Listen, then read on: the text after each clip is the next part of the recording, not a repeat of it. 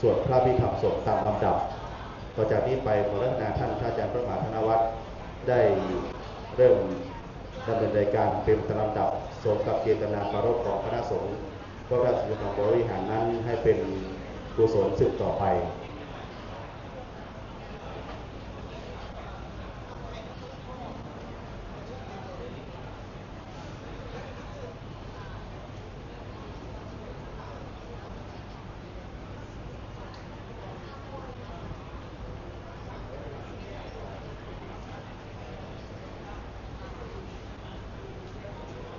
การบัดนี้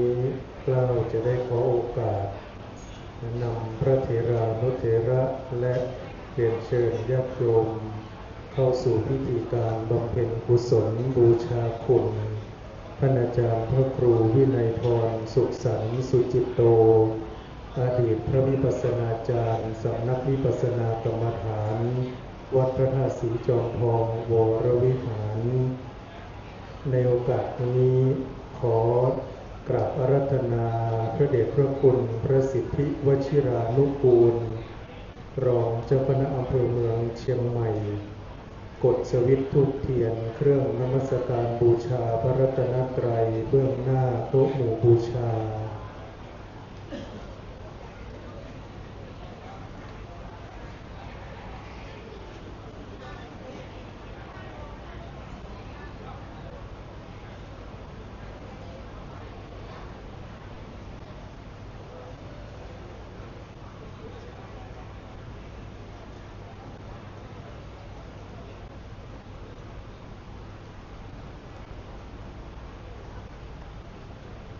ขอเจริญพร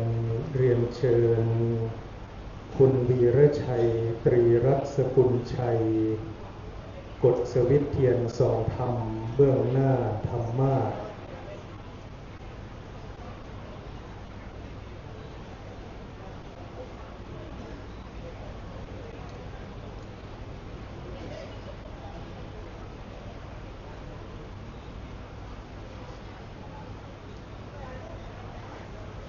กล่าวขอน้อมกราบอาราธนาพระเดชพระคุณท่านเจ้าคุณอาจารย์พระภาวนาธรรมาภิรัตน์เจ้าคณะอำเภอเมืองเชียงใหม่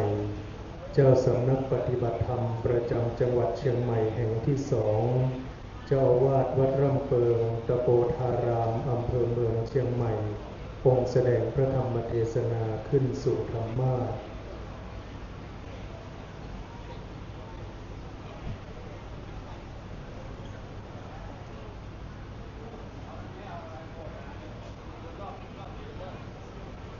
ขอเจริญพรเรียนเชิญรองศาสตราจารย์ดร.ณัชพลสิริสวัสดิ์จุดธูปเทียนเครื่องทองน้อยเบื้องหน้าสรีระรูปและรูปเหมือนท่านอาจารย์พระครูวินัยธรสุขสันต์สุจิตโต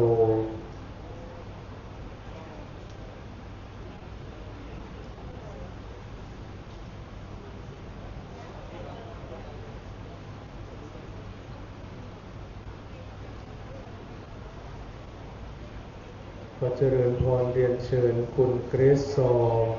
ถวายทานดอกไม้ธูปเทียนขอสมาทานเบญจศีลต่อพระเดชพระคุณองค์แสดงพระธรรมเทศนาเบื้องหน้าธรรมาสน์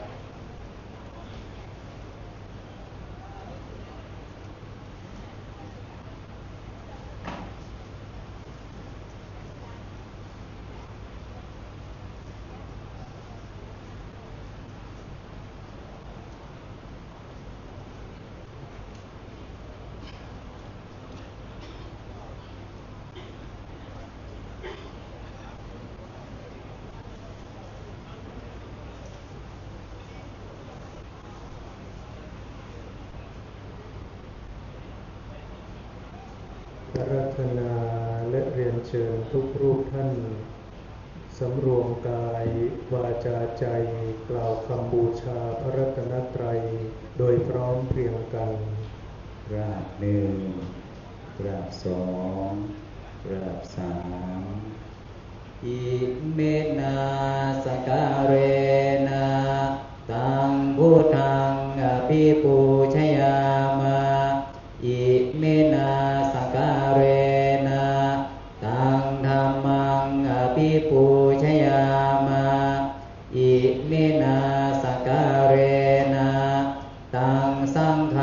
อภิปูชยามะอะระหังสัมมาสัมพุทโธภควาพุทธังภวันตังอภิวาเทมิสวากขาโตภควตาธัมโมธัมมังนามัสสามิสุปฏิปันโนภควโตสาวกสังโฆสังฆังนะมามิมายังพันเตติสารเนนะสหะปัญจศีลานิยาจามะทุติยัมปิมายังพันเตติสารเนนะสหะปัญจศีลานิยาจามะตาติยัมปิมายังพันเตติสารเนนะสหะปัญจศีลานิยาจามะนะโมตัสสะภะคะวะโตอะระหะโตสัมมาสัมพุทธัสสะนะโมตัสสะภะคะวะโตอะระหะโตสัมมาสัมพุทธัสสะนะโมตัสสะภะคะวะโตอะระหะโตสัมมาสัมพุทธัสสะนะโมตัสสะภะคะวะโตอะระหะโตสัมมาสัมพุทธัสสะนะโมตัสสะภะคะวะโตอะระหะโตสัมมาสัมพุทธัสสะนะโมตัสสะภะคะวะโตอะระหะโตสัมมาสัมพุทธัสสะพุทธังสรณังคัจฉามิพุทธังสรณังคัจฉามิธัมมังสรณังคัจฉามิธัมมังสรณังคัจฉามิสังฆังสรณังคัจฉามิสังฆังสรณังคัจฉามิ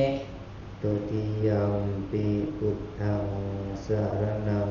คัจฉามิทุติยัมปิพุทธังสรณังคัจฉามิตุติยัมปิธัมมังสรณังคัจฉามิทุติยัมปิธัมมังสรณังคัจฉามิทุติยัมปิสังฆังสรณังคัจฉามิทุติยัมปิสังฆังสรณังคัจฉามิตติยัมปิพุทธังสรณัง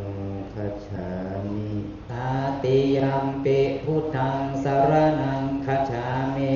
ตติยัมปิธัมมังสรณังคัจฉามิต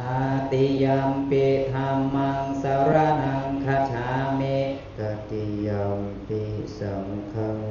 สรณังคัจฉามิตติยัมปิสังฆังสรณังคัจฉามิติสรณะคัมนังนิติตังอามะพันเตปานาติปาตาเวรมณี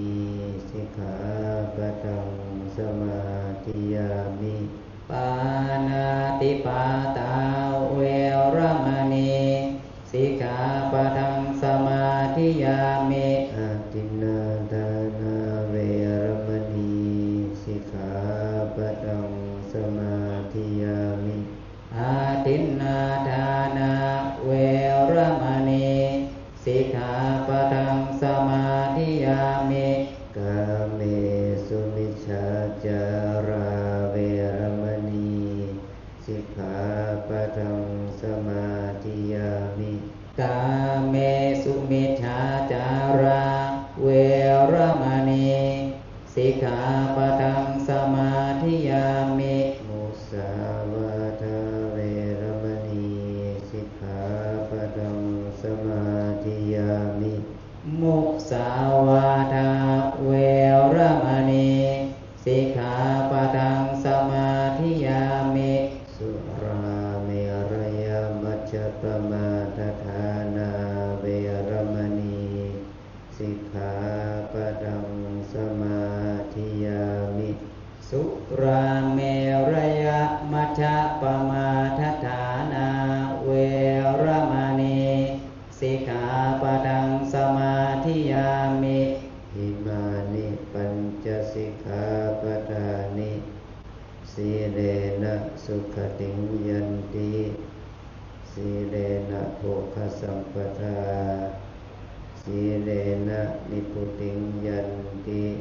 ตัสมาสีรังวิโสทะเยสาธุสาธุสาธุปัมมาจโลกาธิปติสหัมปติกัตอัญจเรทิวรังยาจาทาสันติธาสัตตปราชกาชาติกาเทเสตุธรรมังอนุกัมปิมังปะชัง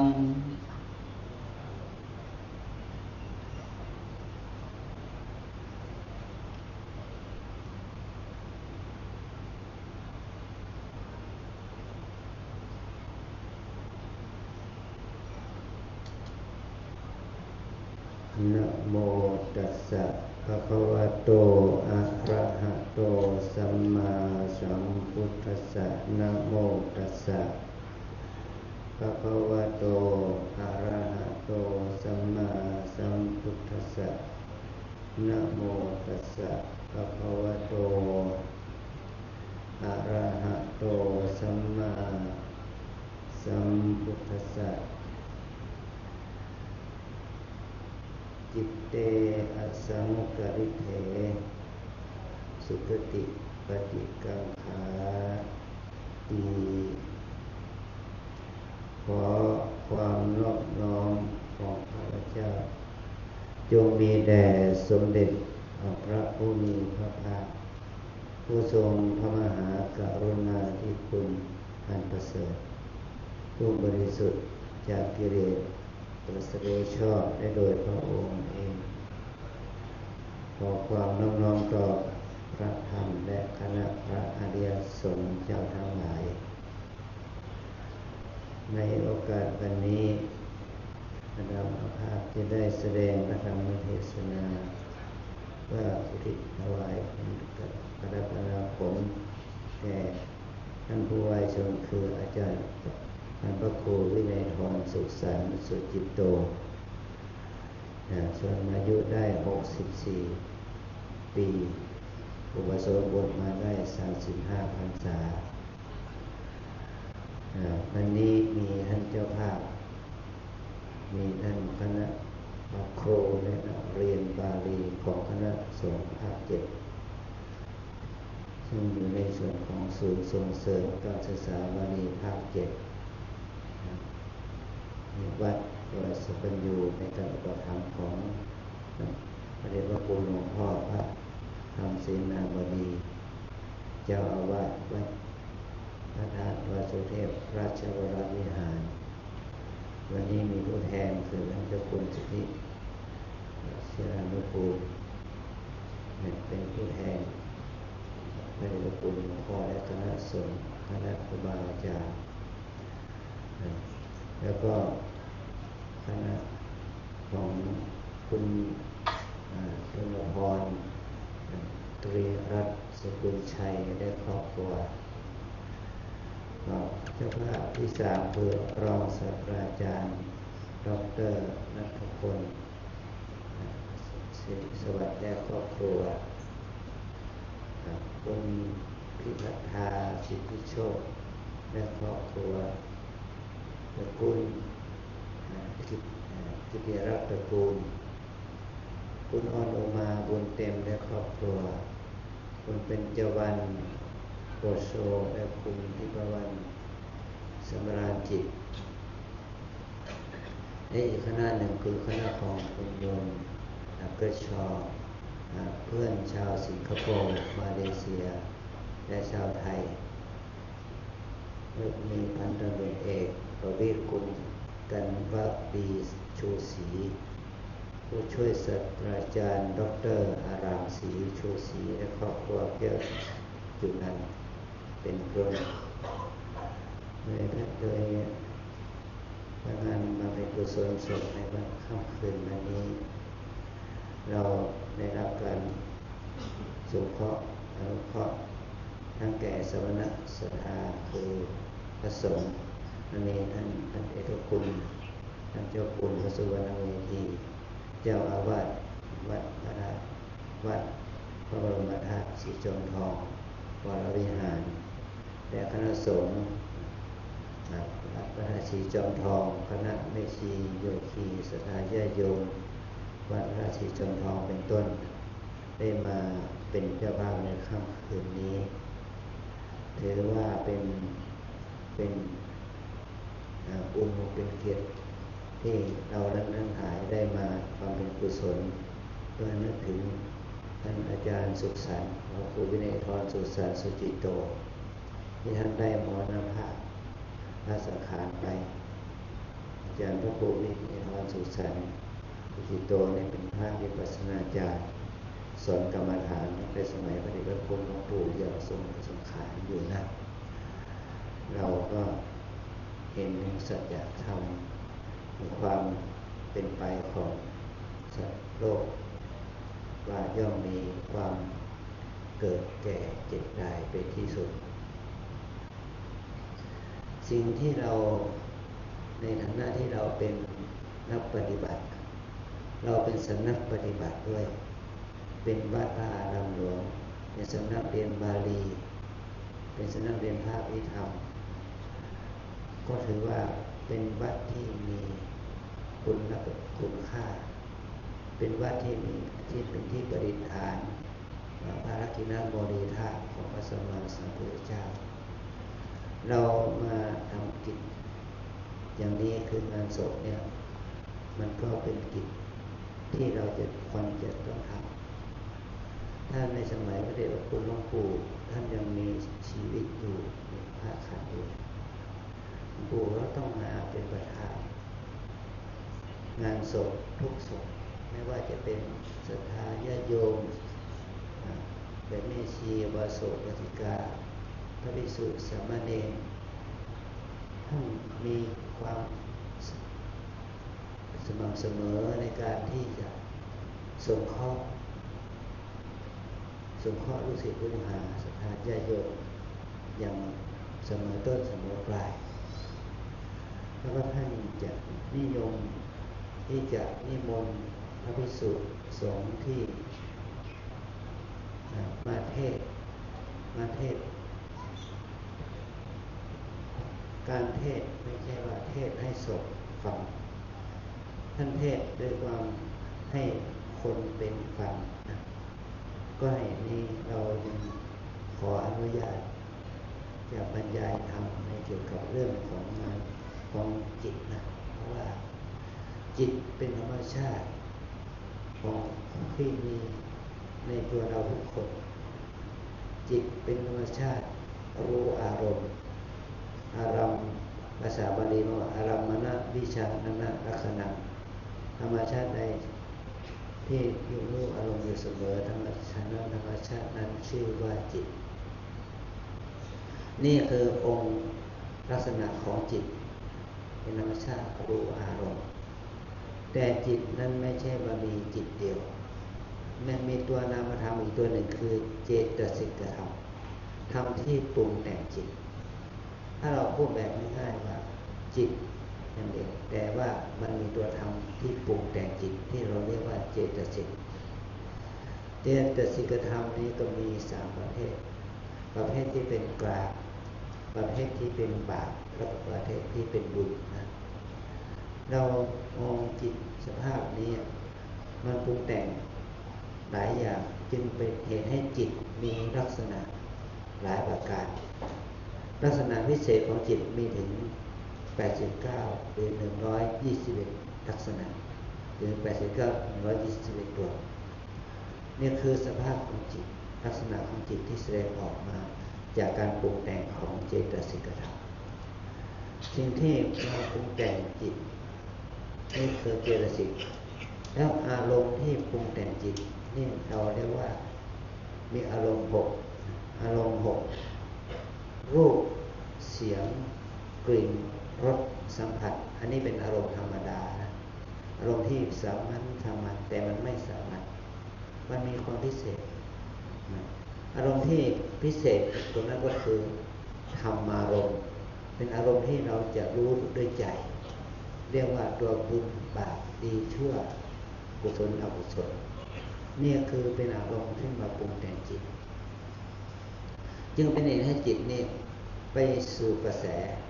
ตามอารมณ์นั้นจะเป็นอารมณ์ใดก็ตามแต่มันก็จะเป็นไปตามสภาพของเจตสิกธรรมที่ปรุงแต่งจิตนะเรามาพิจารณาอย่างนี้ว่าจิตที่จุติจิตที่เป็นตัวธรรมที่สิ้นจากภพเก่ามันเป็นจิตที่เป็นธรรมชาติของคนเราทุกคนมันจะต้องตายคนเราเกิดมาต้องตายเลยแน่นอนต้องตายถ้าคนเราตายแล้วต้องเกิดรู้อย่างนี้นะนี่แหละเป็นตัวเหตุเกิดแล้วต้องตายแต่ถ้าตายต้องเกิดไหมเดี๋ยวนี้ตัวสำคัญตายต้องเกิดไหมก็มาพิจารณาว่า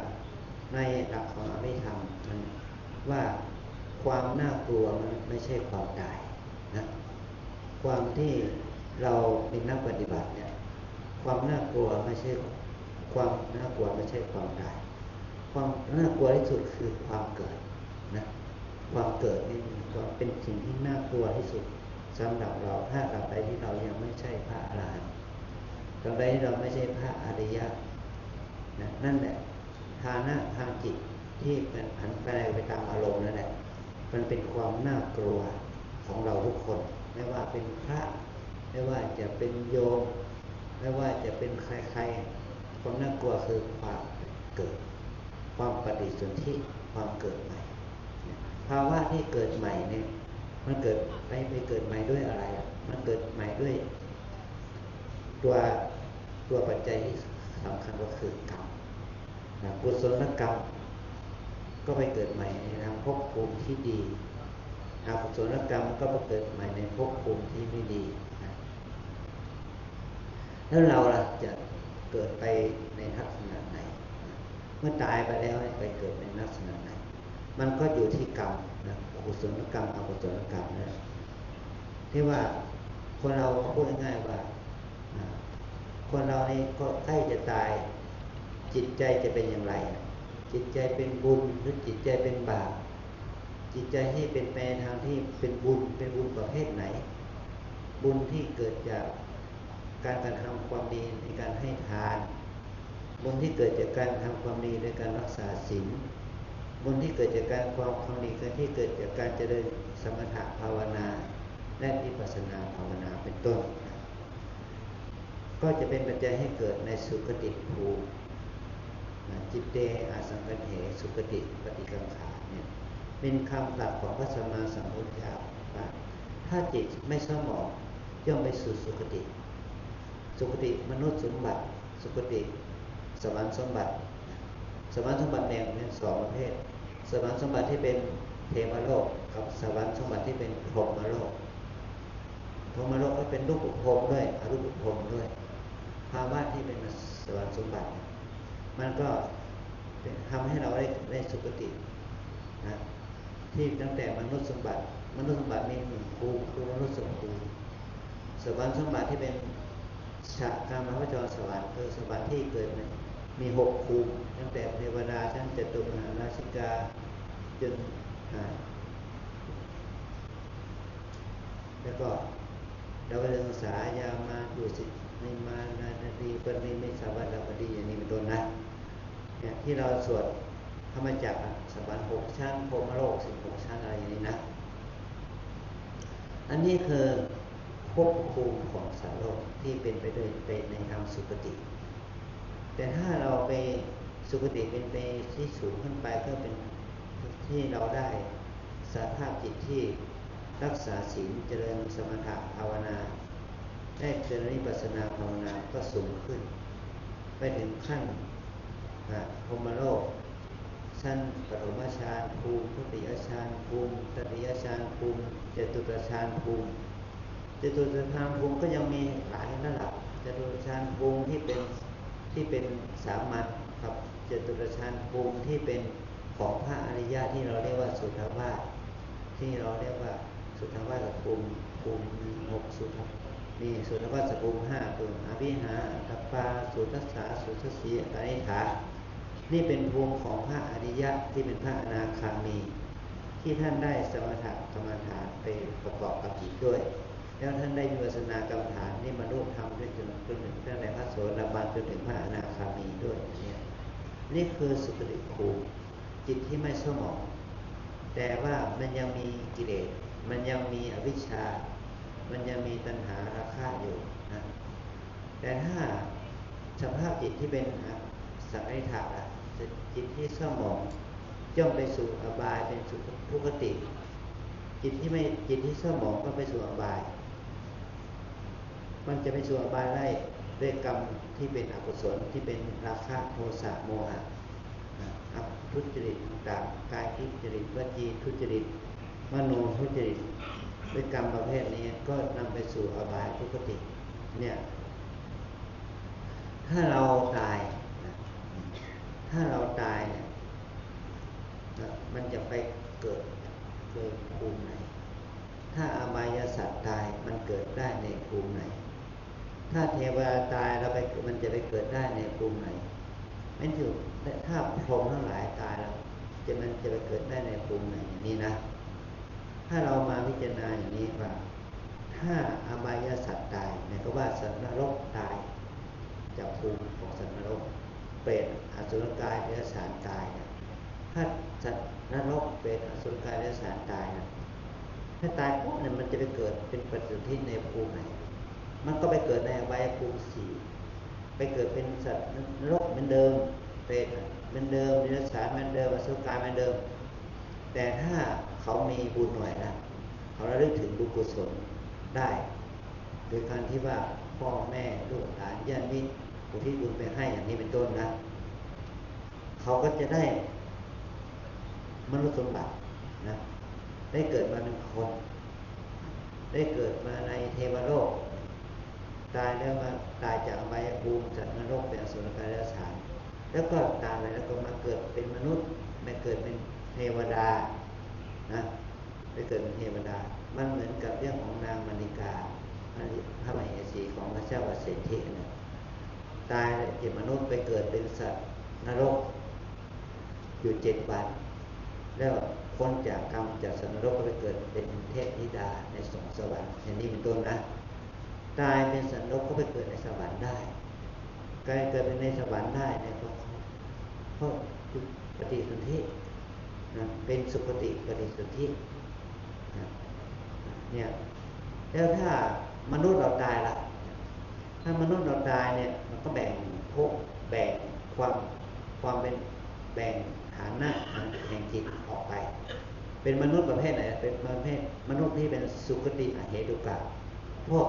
บอดหนวกใบ้บ้าปัญญาอ่อนพวกบอดหนวกใบ้บ้าปัญญาอ่อนเป็นพวกอบายเป็นพวกไม่หลงประกอบเป็นพวกอุปโภควัชนะกะเป็นพวกมันดอกอะไรอย่างประเภทนี้นะถ้าตายจากความเป็นมนุษย์ที่เป็นสุคติอเหตุกะเนี่ยตายจากมนุษย์ไปเกิดในภูมิหน้าเนี่ยมันเกิดเป็นอะไรไปเกิดเป็นสัตว์เดรัจฉานไปเกิดเป็นเปรตไปเกิดเป็นอสุรกายเป็นสัตว์ไปเกิดเป็นสัตว์นรกนะถ้ายังมีบุญอยู่ก็มาเกิดเป็นมนุษย์สุคติได้แล้วก็ถ้ามีบุญเสริมบุญมีบุญแก่กล้าขึ้นก็ไปเกิดเป็นเทวดาได้เป็นเทวดาได้เรียกว่าพวกมนุษย์สุคติอเหตุกะเนี่ยแต่ถ้าเป็นมนุษย์ที่เป็นทวิเหตุล่ะพวกที่มีเหตุ2คืออาโลภะเหตุอาโทสะเหตุแต่ไม่มีอโมหะเหตุไม่มีปัญญาตายล่ะเรียกว่าคนโง่เขลาทั่วไปคนที่มีสภาพจิตที่ไม่เจริญทั่วไป เมื่อเขาตายไปแล้วเขาจิตเขาหลงนะจิตเขาโกรธจิตเขาโลภก็จะไปเกิดอบายไปเกิดเป็นสัตว์เดรัจฉานเป็นอสุรกายสัตว์นรกได้มาเกิดเป็นมนุษย์ได้ไปเกิดเป็นมนุษย์ที่เป็นเทวดาได้เกิดเป็นเทวดาได้ด้วยนะเป็นเทวดาได้ด้วยนี่คือฐานะแห่งความเป็นพวกทวีเหตุแต่ถ้ามนุษย์ที่มีปัญญามีความรู้อะไรอย่างเงี้ยอย่างพระอาจารย์มณีอาจารย์สุสันต์เนี่ยท่านมีความรู้พอท่านได้เป็นวิปัสสนาสอนกรรมฐานอย่างนี้นะท่านมีความรู้มีปัญญาระดับปิเหตุตายเนี่ยเพราะไตเหตุตายเนี่ยมีสภาพจิตที่เป็นอารมณ์พาเหตุอโทสเหตุอโมเหตุตายเนี่ยพวกนี้นั้นตายแล้วไปเกิดในภพภูมิที่กว้างกว่าถ้าจิตเป็นอกุศลจิตเป็นจิตเช่าหมองก็ไปเกิดเป็นสัตว์นรกได้นะไปเกิดเป็นสัตว์เดรัจฉานได้ไปเกิดเป็นเปรตอสุรกายได้แล้วก็ไปเกิดเป็นมนุษย์กลับมาเกิดเป็นมนุษย์ใหม่ได้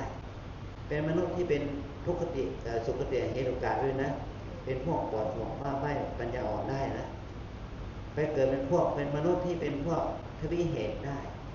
เป็นพวกที่ไม่มีไอเดียไม่มี IQ สูง IQ ต่ำเรียนจบป .4 ป .6 ก็ได้เรียนจบขั้นม .2 ม .3 ก็ได้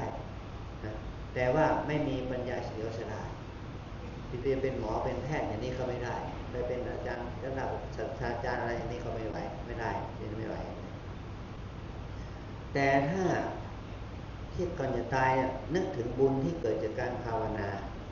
ที่ได้จากการปฏิบัติที่ได้จากการที่เกิดจากการสอนมันก็จะเป็นบุญที่เกิดจากไตรเหตุมีอารมณ์ห้าอทุสะอโมหะเหตุเนี่ยก็จะไปเกิดเป็นมนุษย์ที่มีความเฉลียวฉลาดมี IQ สูงมีสติปัญญาเลิศนะก็ไปเกิดเป็นมนุษย์รับชั้นสูงไปเกิดเป็นเทวดาได้6ชั้นภูมิแล้วแต่บุญกุศลจะนำพาไปนะถ้าท่านได้สมาธิด้วยได้สมถะกรรมฐานไปด้วยได้ปฐมฌานก็ได้เกิดไปในปฐมฌานภูมิ3นะเรียกว่าพรหมปริสัชชาพรหมปโรหิตามหาพรหมาอย่างนี้นะถ้าท่านได้ทุติยฌานมันก็ได้ทุติยฌานภูมิ3ก็คือไปเกิดเป็นชั้นพรหมที่เรียกว่าปริตาภาอัปปนาภาอัปปัสสรานะตติยฌานภูมิ3ก็ไปเกิดได้ถ้าได้ท่านได้ตติยฌานแล้วก็ได้ไปเกิดในตติยฌานภูมิ3ปริตสุภาอัปปนามานะสุภาสุภกินหาถ้าท่านได้จตุฌานปัญจมฌานก็จะท่านจะได้ไปเกิดในภูมิที่สูงขึ้นไปถึงขั้นนี้ว่าเป็นเวหะพระราภูมินะเวหะพระราภูมินะแล้วเราต่อมาถ้าท่านเจริญวิปัสสนาด้วยนะท่านบรรลุธรรมเป็นพระโสดาบันเป็นพระสกทาคามีเป็นพระอนาคามีถึงสูงสุดก็เป็นพระอนาคามี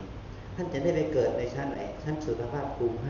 5อวิหาอัตตปาสุรสาสุสีอากาลิฐาเนี่ยคือสภาพจิตที่เป็นไตรเหตุเนี่ยเกิดในภพภูมิกว้างกว่าตามแต่กรรมของท่านนะแต่ถ้าท่านเจริญสมถะกรรมฐานจนถึงได้อรูปฌานก็จะทำให้ท่านไปเกิดในภูมิอากาสานัญญาจนะวิญญาณัญญาจนะอากินจัญญาจนะจนถึงเนวสัญญาณสัญญาจนะภูมินี่คือได้ภาวะที่ประเสริฐด้วยอำนาจแห่งจิตที่เข้าถึงกุศลกรรมขั้นทานศีลภาวนาทั้งสมถะวิปัสสนาตามกระแสของอุปนิสัยของท่านนี่เรามางานบำเพ็ญกุศลศพในคราวครั้งนี้ก็เพื่อมาน้อมนึกถึงอุปการะที่ท่านมีแก่พวกเราที่ท่านมีแก่วัดวาอารามของเราที่ท่านได้ช่วยเหลือเกื้อกูลวัดวาอารามของเราเนี่ยตั้งแต่สมัยพระเดชพระคุณหลวงปู่ท่านยังทรงสังขารอยู่นะยังทรงสังขารอยู่เมื่อท่านมรณภาพไปเราเท่าไหร่ก็ไม่ลืมที่ท่านได้ทำคุณงามความดีนี้โดยเฉพาะที่ท่านได้ช่วยสอนกรรมฐานให้เรารู้แนวทางการปฏิบัติเพิ่มพูนจิตใจของเราให้สะอาดให้จิตใจของเราเข้าสู่กระแสแห่งสุขติได้นี่คือพลังบุญที่ ท่านได้กระทำบำเพ็ญนี้เราก็ไม่ลืมท่านพระครูอินทรสุขสารสุจิโตท่านก็ถึงว่ามันเป็นวาระแห่งจิตที่ท่านจะต้องดับขันธ์เพราะว่าทุกคนก็ต้องดับขันธ์แม้ว่าจะเป็นบุคคลที่เป็นพระสัมมาสัมพุทธเจ้าต้องปรินิพพานที่เป็นพระสาวกมหาสาวกท่านก็นิพพานไปนี่ก็เพราะคนเรามันมีความตายเป็นธรรมดาถ้าขันธ์นี้มันจะอยู่ได้นะก็ตามวัยตามอายุไขนะว่าเมื่อเรายังมีอายุไขอยู่มันก็สามารถทำคุณงามความดีได้ถ้าหมดอายุไขมันก็ไม่สามารถทำคุณงามความดีตรงนั้นได้นี่คือสิ่งที่เราได้มาพิจารณาอย่างนี้ให้เห็นสิ่งที่สอนเรานะท่านเป็นผู้สอนเราไม่ใช่ว่าสอนเฉพาะตอนท่านมีลมหายใจท่านสอนเราแม้ที่สุดท่านไม่มีลมหายใจแล้วท่านก็สอนพวกเรานะเพราะเราเนี่ยสอนให้พวกเรารู้จักสิ่งที่จะพึงเป็นไปภายภาคหน้าว่าเราจะต้องเป็นอย่างนั้นแน่นอนคือความตายนะเพราะเราก็จะต้องเจอความตายนี่คือสิ่งที่เป็นประโยชน์ที่เราได้มางานศพนะให้ศรัทธาญาติโยมที่เป็นเจ้าภาพทุกท่านเนี่ยก็ได้นึกถึงสิ่งเหล่านี้ให้เรานึกถึงอุปการะบุญกุศลที่ท่านทำแล้วก็เมื่อท่านละสังขารไปเราก็มาเป็นเจ้าภาพมาทำบุญมามีความกตัญญูกตเวทิตาที่ท่านได้แสดงออกซึ่งความเป็นจริงของสัจจะคือความตายเป็นที่สุดนะความตายนี่เป็นสิ่งที่เราทุกคนจะต้องเจอทุกคนต้องเจอมันเป็นสามัญจะทุกสามัญทุกสามัญคืออะไรคือความเกิดเป็นทุกข์อย่างนี้มันก็เป็นธรรมดาที่ต้องเกิดถ้าเราเกิดแล้วจะต้องเป็นอะไรต้องแก่จนความเป็นหนุ่มเป็นสาวขึ้นมาจนถึงแก่ชราเมื่อความเป็นหนุ่มเป็นสาวแก่ชรามันจะมีตัวหนึ่งเข้ามาแทรกก็คือความเจ็บชราความชราภาพเมื่อความชราภาพในที่สุดแล้วก็นึกถึงความตายเนาะมาจุ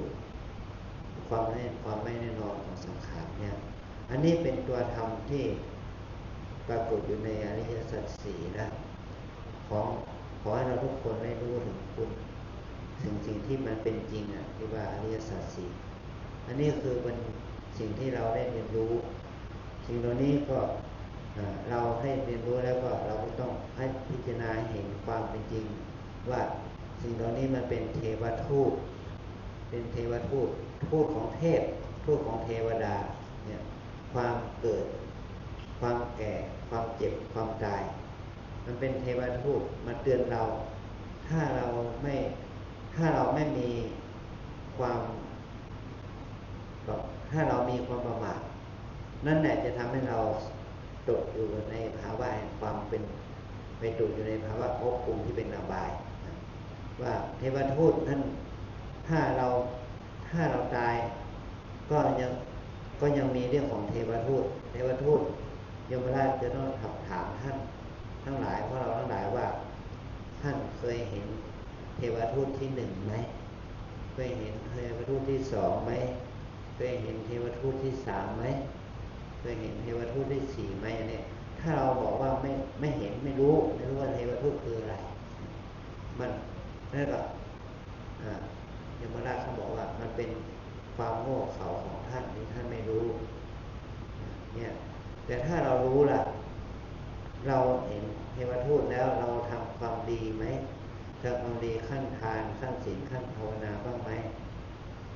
ถ้าเราบอกว่าได้ทำเพราะว่าได้ทำความดีขั้นทานศีลภาวนาอย่างใดอย่างหนึ่งนะเมื่อเราได้นึกถึงความดีขั้นทานศีลภาวนาแล้วเราก็สามารถพ้นจากอบายได้เพราะว่าเรารู้จักเทวทูต แต่ถ้าเราไม่รู้จักเทวโลกคือคนแก่ คนเกิดคนแก่คนเจ็บคนตาย เราก็จะต้องไปตกอบายเพราะกรรมของเรานั่นแหละไม่ใช่พ่อทำให้ไม่ใช่แม่ทำให้ไม่ใช่พี่น้องทำให้ไม่ใช่ครูบาอาจารย์ทำให้สิ่งที่เราทำนี่แหละเป็นกรรมของเรากรรมของเรานี่เรารู้สึกผลของกรรมนั้นอันนี้สิ่งนี้แหละมันเป็นตัวเตือนใจเรานะว่าสิ่งเหล่านี้มันเป็นเหตุให้เรานั้นได้สร้างกุศลและมันเป็นเหตุให้เราได้สร้างอกุศลบาปกรรมและบุญกรรมพลังบุญกรรมก็ทำให้เราได้สุคติถ้าพลังบาปกรรมก็ทำให้เราได้สู่อบายทุกติเป็นต้นนะขอพลังความดีนี้จงพาที่เราทั้งหลายได้กระทำบำเพ็ญที่ท่านเจ้าภาพเกิดคณะครูนักเรียนบาลีคณะสงฆ์ภาคเจ็ดศูนย์ส่งเสริมการศึกษาบาลีภาคเจ็ดในนามของพระเดชพระคุณหลวงพ่อพระธรรมเสนาบดีเจ้าคณะภาคเจ็ดวัดพระนครศรีเทพราชวรวิหารเป็นเจ้าภาพมาเป็นเจ้าภาพบำเพ็ญกุศลในค่ำคืนนี้คุณธนพรตรีรัตน์สกุลชัยและครอบครัวท่านรองศาสตราจารย์ดร.รัชพลศรีสวัสดิ์และครอบครัวคุณพิพัฒนาสุทธิโชคและครอบครัวกิตติรัตน์ตระกูลคุณอนุมาบุญเต็มและครอบครัวคุณเป็นเจ้าวันโปเชลและคุณพิววรรณสำราญจิตและคุณโยมเกษรและเพื่อนชาวสิงคโปร์มาเลเซียและชาวไทย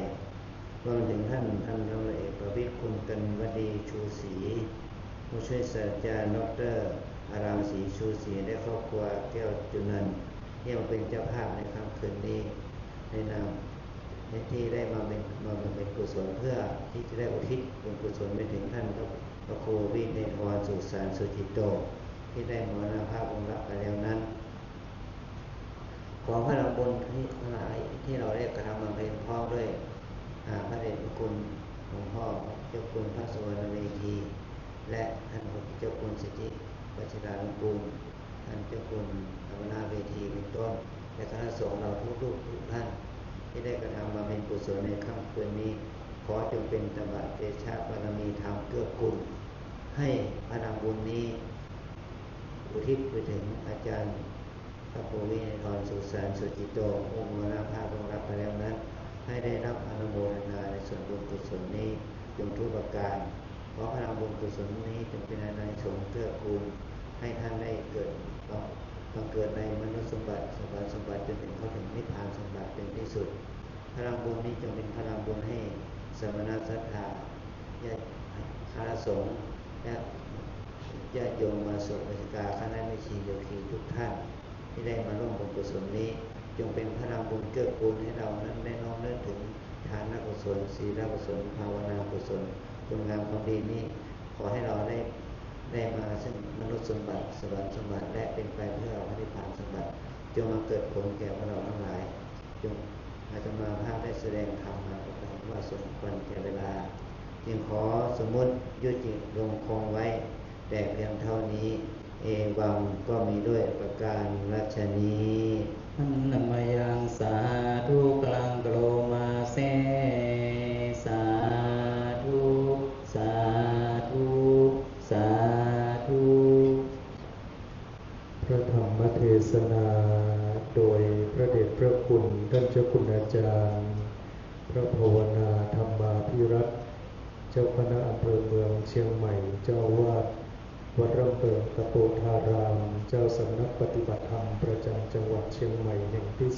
2ได้เสร็จสิ้นลงลำดับต่อไปพระสงฆ์จตุรวัตรวัดร่ำเปิดตะโปธารามจะได้สวดพระอภิธรรมขอกราบอาราธนาท่านอาจารย์พระมหาบุญชัยประภัสรเมธีปริยธรรม8ประโยคผู้ช่วยเจ้าวาดพระรามหลวงวัดสวนดอกพระรามหลวงกดสวิตธูปเทียนบูชาพระธรรมเบื้องหน้าตู้พระธรรมน้อมกราบอาราธนาครับ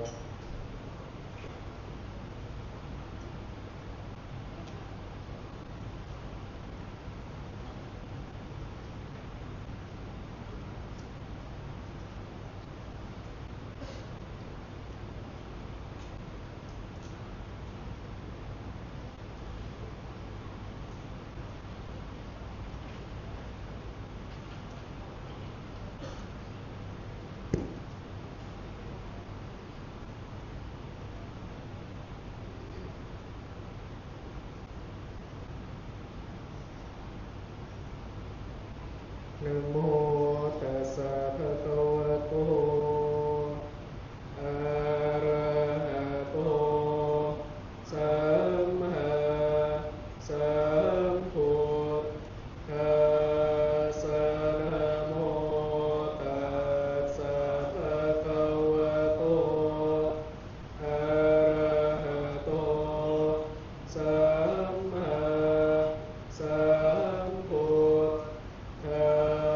สสะนะโมตัสสะภะคะวะโตอะระหะโตสัมมา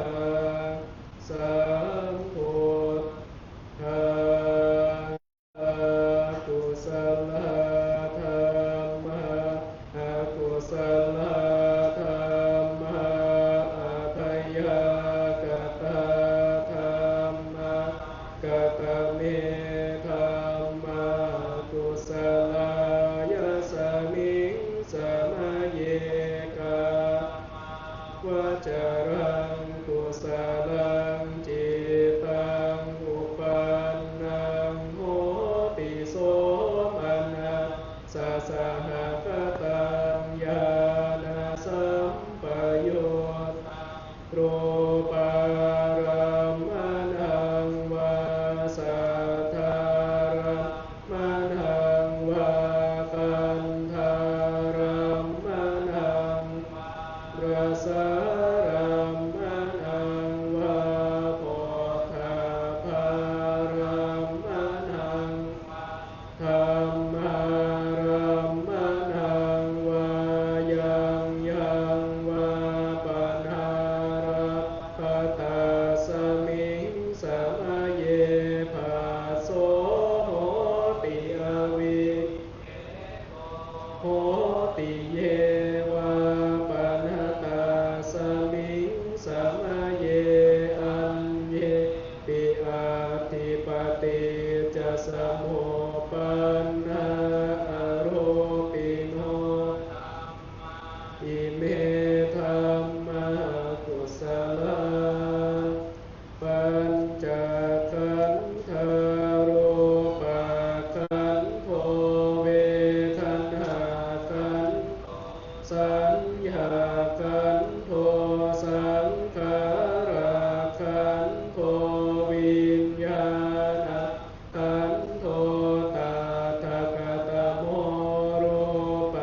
ขันธ์โธกิมจิรูปังอติตานาคตปัจจุปันนะอาจัตตังวาภหิทาวะโอลาริกังวาสุขุมังวาหินังวาปณิตังวายันตุเรสันติเกวาตเตกัจฉังอภิสัญโยหิตวาอภิสังขิปิตวาอายะโวจติรูปักขันโธสังฆโมอสังฆโมสังฆหิเตนะอสังฆหิตาอสังฆหิเตนะสังฆหิตาสังฆหิเตนะสังฆหิตาอสังฆหิเตนะอสังฆหิตังสัมปโยวิปโยโคสัมปโยเตนะวิปโยวิปโยเตนะสัมปโยตังอสังฆหิตังชาปัญญาติโยกันทปัญญาติอายตนะปัญญาติธาตุปัญญาติสัจจปัญญาติอิทธิริยปัญญาติปุคลปัญญาติกิตาวตาปุคลานะปุคลปัญญาติสมัยวิมุตติอาสมัยวิมุตโตกุปธัมโมอกุปธัมปริหานธรรมโมอปริหานธรรมโมภาโพอนุรักขณาภ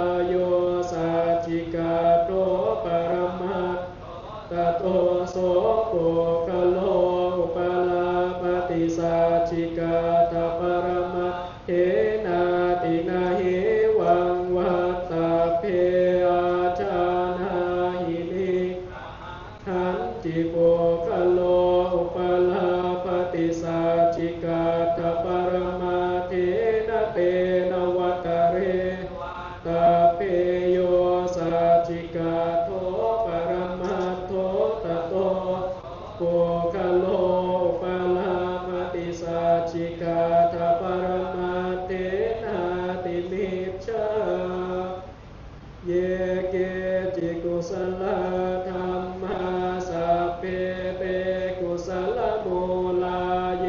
วะปัญหกุศลโมลาสัพเพเตธัมมากุศลาเยเกจิกุศลาสัพเพเตกุศลโมเล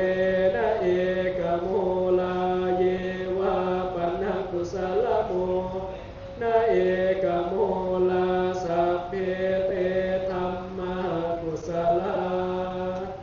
เหตุปัจจโยอารัมมณปัจจโยอธิปติปัจจโยอนันตรปัจจโยสมนันตรปัจจโยสหชาอัญญมัญญปัจจโยนิสยปัจจโยอุปนิสยปัจปุเรชาตปัจจโยปัจฉาชาตปัจจโยอาเสวนปัจจโยกัมมปัจจโยวิปากปัจจโยอาหารปัจจโย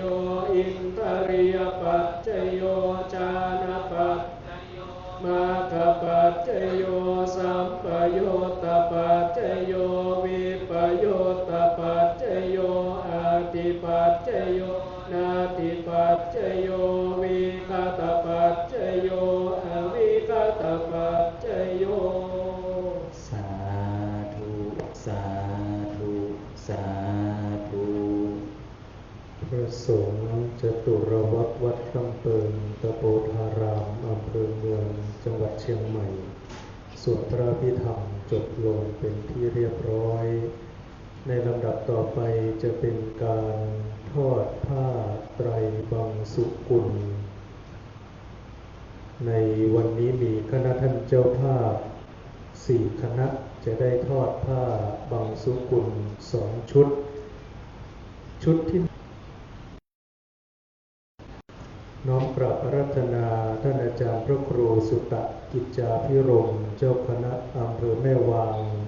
เจ้าวาดวัดดอยสะพันยูทอดผ้าไตรบังสุกุลเบื้องหน้าองค์แสดงพระธรรมเทศนา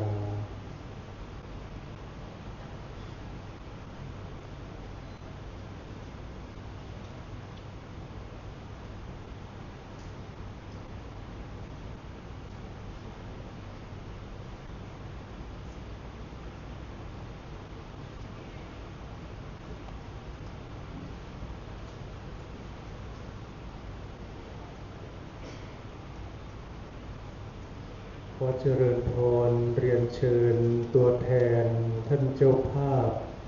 ทั้ง4คณะทอดผ้าไตรบังสุกุลเบื้องหน้าพระสงฆ์จตุรวรรธผู้สวดพระอภิธรรมดังนี้รูปที่1เรียนเชิญคุณสุปราณีตรีรัตน์สกุลชัยรูปที่2เรียนเชิญคุณสิทธิโชคกิตติรัตน์ตระกูลรูปที่3เรียนเชิญคุณสายสมรดีลับและรูปที่4เรียนเชิญพันตำรวจเอกประวิตรชูศรี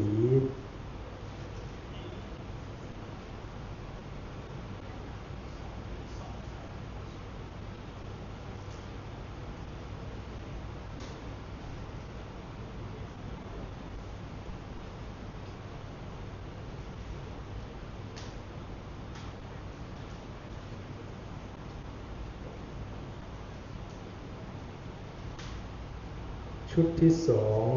2ขออาราธนาพระมหาเบิร์ตสุหัตโชปรริยนธรรม8ประโยค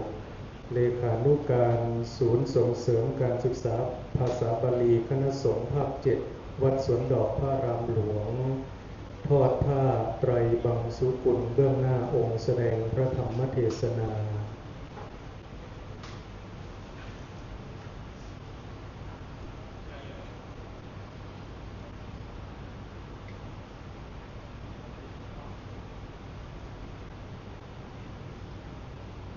ขอเจริญพรเรียนเชิญตัวแทนท่านเจ้าภาพทั้ง4คณะทอดผ้าไตรบังสุกุลเบื้องหน้าพระสงฆ์จตุรวรรธผู้สวดพระอภิธรรมดังนี้รูปที่1เรียนเชิญคุณกนวดีชูศรี รูปที่สองเรียนเชิญคุณพิพัตรากิตติลักษณ์ตระกูลรูปที่สามเรียนเชิญคุณธนพรตรีรัตน์สกุลชัยและรูปที่สี่เรียนเชิญท่านพันเอกพิเศษวีรสิทธิ์จันแดง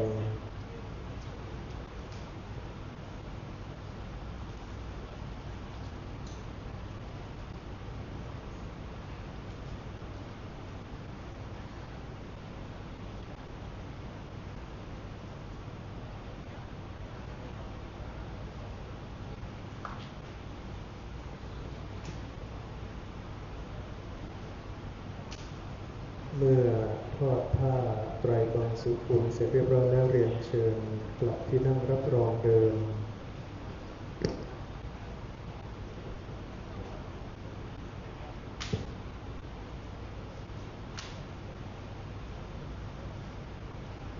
จาวตสังฆาราอุปาทวายธรรมิโนอุปาจิตตวานิโรชันติเตสังโฆปัสสโมสุโขสาธุลำดับต่อไปจะเป็นการถวายกัปปิยพันธ์เครื่องทยธรรมและเครื่องทยทานทั้งหมด3ชุดชุดที่1น้อมกราบอาราธนาพระเดชพระคุณพระสิทธิวชิรานุกูลรองเจ้าคณะอำเภอเมืองเชียงใหม่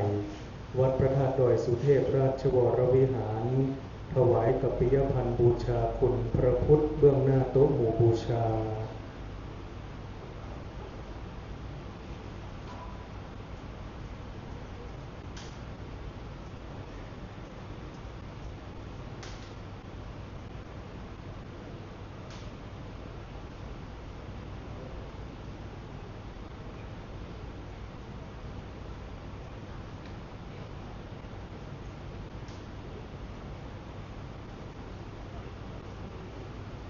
ขอเจริญพรเรียนเชิญผู้ช่วยศาสตราจารย์ดร.อารามศรีชูศรีน้อมถวายเครื่องทยธรรมบูชาพระธรรมเทศนาแด่พระเดชพระคุณท่านเจ้าคุณอาจารย์พระภาวนาธรรมาภิรัตน์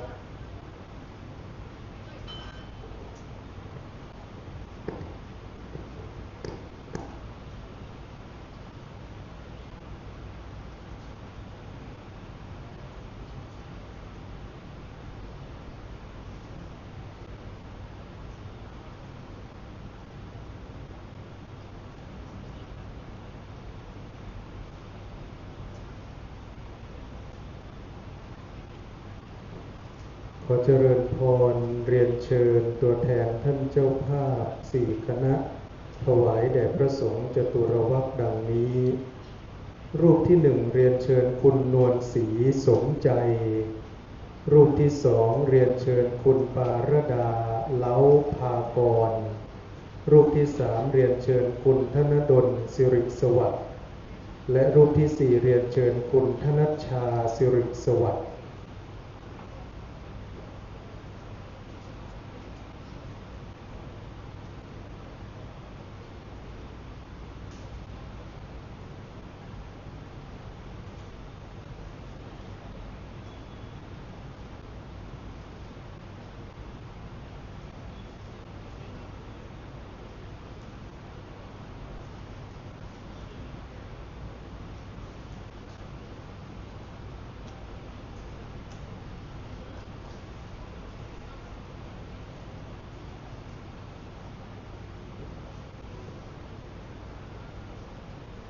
เมื่อถวายเสร็จเรียบร้อยแล้วเรียนเชิญกลับที่นั่งรับรองเดิมชุดที่2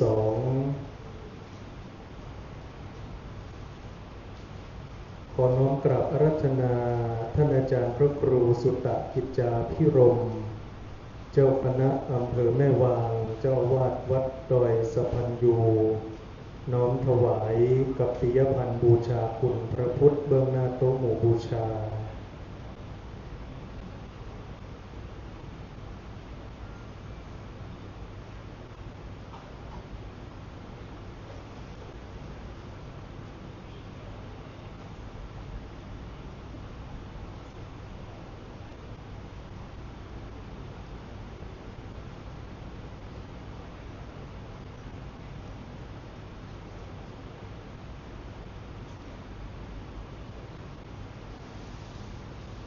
ขอเจริญพรเรียนเชิญรองศาสตราจารย์ดร.ณัชพลสิริสวัสดิ์น้อมถวายเครื่องไทยธรรมบูชาพระธรรมเทศนา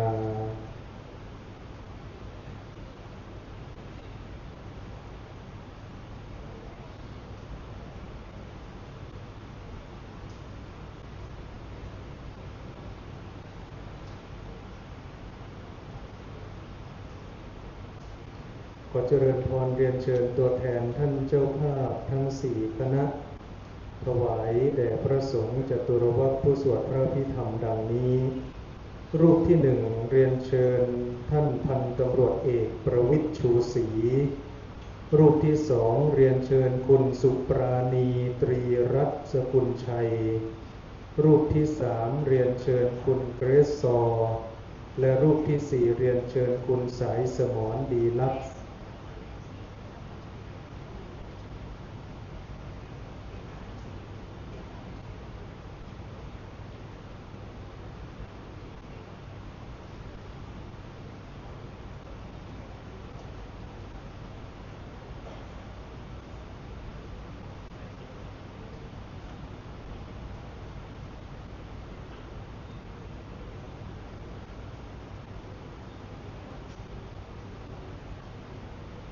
ชุดที่3ขอกราบอาราธนาท่านอาจารย์พระมหาบุญชัยประภัสรเมธีเรียนธรรม8ประโยคผู้ช่วยเจ้าวาดพระรามหลวงวัดสวนดอกพระรามหลวงน้อมถวายกัปปิยพันธ์บูชาคุณพระพุทธเบื้องหน้าโต๊ะหมู่บูชา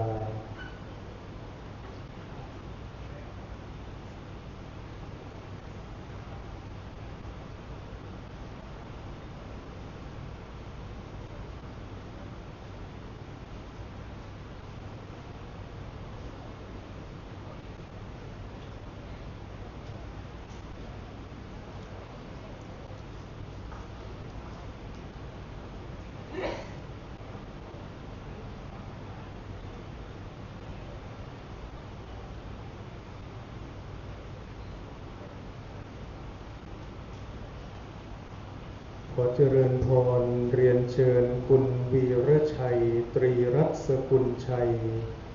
น้อมถวายกัปปิยพันธ์บูชาพระธรรมเทศนาเบื้องหน้าธรรมะ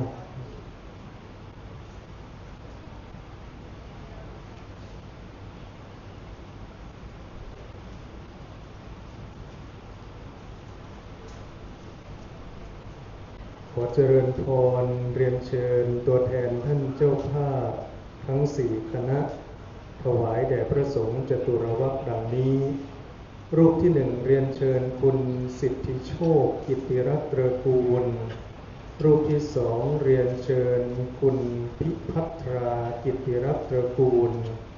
รูปที่3เรียนเชิญคุณธนพรตรีรัตน์สกุลชัยและรูปที่4เรียนเชิญคุณกันวดีชูศรี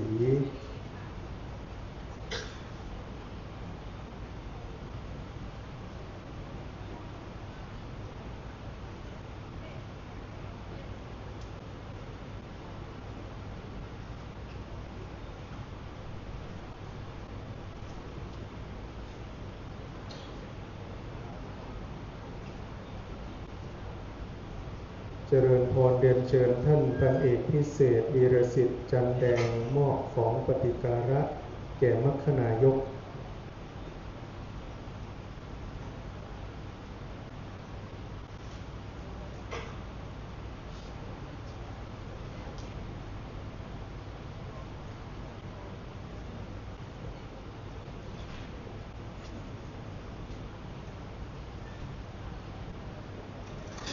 พระเดชพระคุณจะได้อนุโมทนากถาอาราธนาและเรียนเชิญกรวดน้ำอุทิศส่วนกุศลตั้งใจรับพร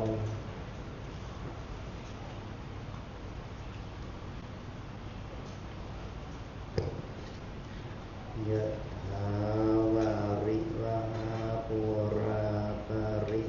ปุเรนติสาคารังเอวะเมวะอิโตทินังเปตานังอุปกัปป อิจิตังปฏิตังตุมหังคิปะเมวะสมิจจตุสัพเพปุเรราจันโดปนะระโสยะถามณิโชติระโสยะถาสัพพิติโยวิวัชชันตุสัพพะโรโควินาศตุมาเตภวันวันตรายโยสุขีติขายุโกภวะอภิวาทนาสิริสนิจังวุฒาปัจจายโนจัตตารโอธรรมาวัฏันติอายุวันโนสุขังภาลังอัฏฐสิเมอากาสิเมยะติมิตาสกาจะเมเตตาคาคินังคาจาปุเปกตมนุสรังนาหิรุนนังวาโสโกวายาวันยาปริเทวตานะธังเปตานามันทายะเอวังปิขันติยาตโยอายัญจะโพธาคินาทินนาสังฆังมิสุปฏิทิตาติครัตตังอิตายาสัทธานาโสอุปการปฏิโสยาติธรรมโมจะยังนิทัสสิโตเปตานะโพจาจักตาอุลาลาภลัญจะภิกขุนะมโนปทินนังตุมเหหิปุญญังปสุตังอนัปปกันติภวตุสัพพมังคลังรักขันตุสัพพเทวตาสัพพพุทธานุภาเวนัสสัทธาโสติภวังตุเตภวตุสัพพมังคลังรักขันตุสัพพเทวตาสัพพธรรมานุภาเวนัสสัทธาโสติภวันตุเตภวตุสัพพมังคลังรักขันตุสัพพเทวตาสัพพสัมมานุภาเวนัสสัทธาโสติภวันตุเต นมยังสาธุกลังโกลมาเสสาธุสาธุสาธุ อาราธนาและเรียนเชิญทุกรูปท่านได้เจริญจิตภาวนา เป็นระยะเวลา 64 วินาทีณบัดนี้นะครับ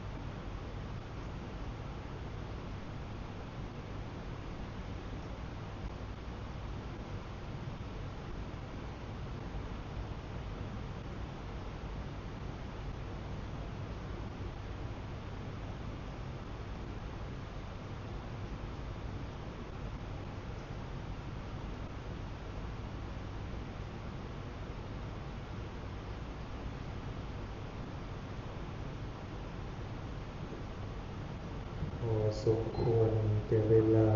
แผ่เมตตาแบบพื้นเมืองล้านนาอิตังตานากัมมังนิปานาปัญจโยตุโนนิจังอิตังศีลังนิปานาปัญจโยตุโนนิจังอิตังภาวนากัมมังนิปานาจโยตุโนนิจังยังกินจิกุสาลังการตัมปังกัมมังสัมเพ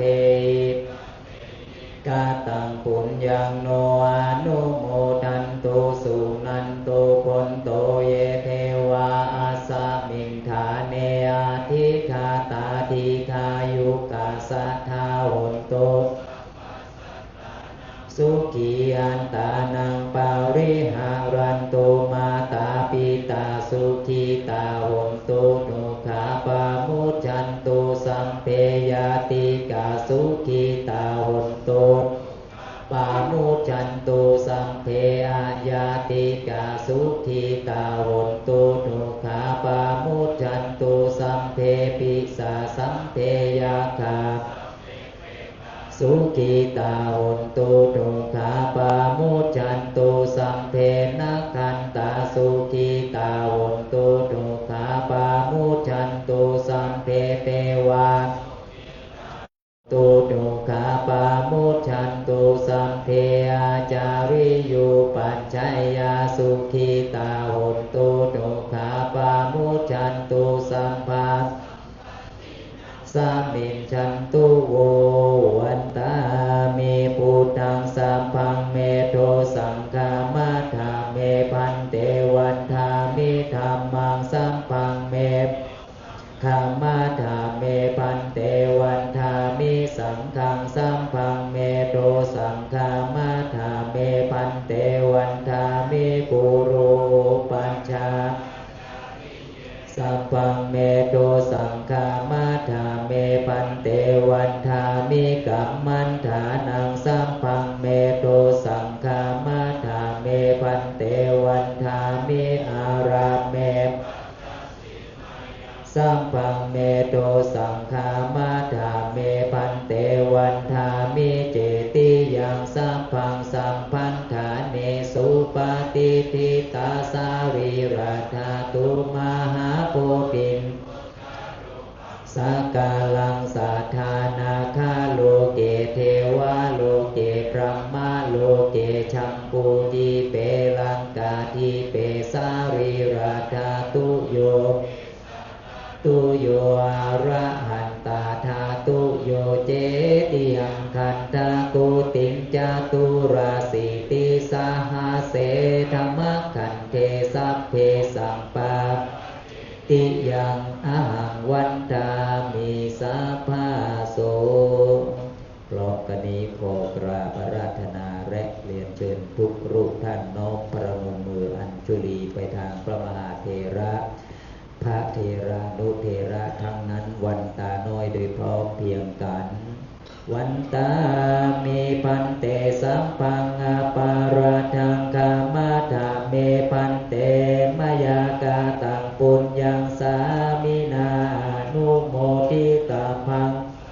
มินากาตังปุญญังไมหังทาตาพังสาธุสาธุอนุโมทามิจัตตารโอธรรมวัฏันติอายุวันโนสุขังภะลังสาธุสาธุสาธุเฉพาะคณะศรัทธาที่จะกลับบ้านกล่าวคำลาพระคุณเจ้าหันทธานิมะยังพันเตคัจฉามะ